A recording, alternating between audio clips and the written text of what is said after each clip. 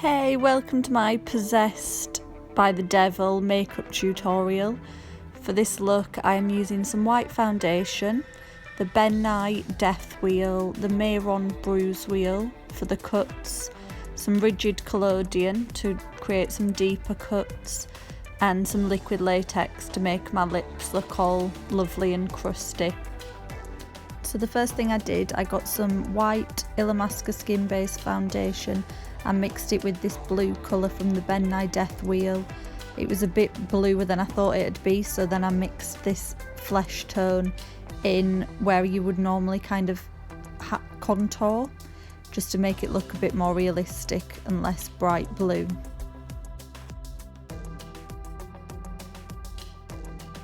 I made sure it was blended in really well into the skin, and then I went into this green colour with a stipple sponge and stippled that all over the face.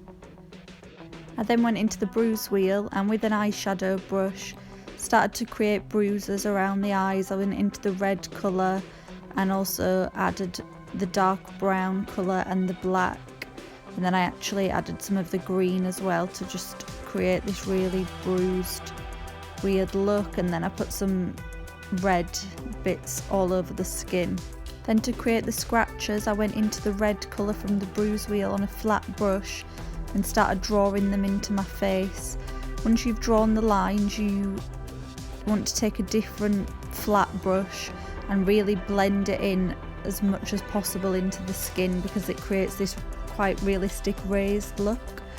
And then after that I went in with a bit more of the red on the flat brush and blended it again, and then on a even finer brush I went into the darker brown colour and in sporadic lines added it on top of the lines. It's quite hard to explain how to do it. And then I went into the rigid collodion and I wanted some of the lines to look older, and what this does, it constricts your skin and creates really realistic looking indented scars.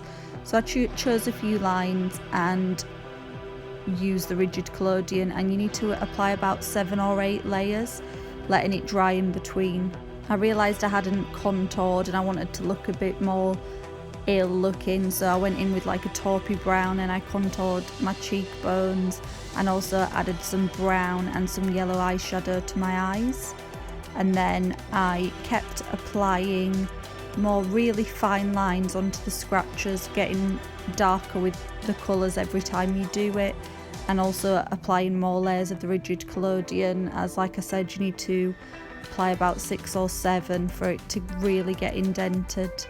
And then I added some extra scratches and some really fine lines around the eyes. Using the red colour of the bruise wheel I added some extra redness around the cuts that I'd added rigid collodion to make it look more 3D and realistic.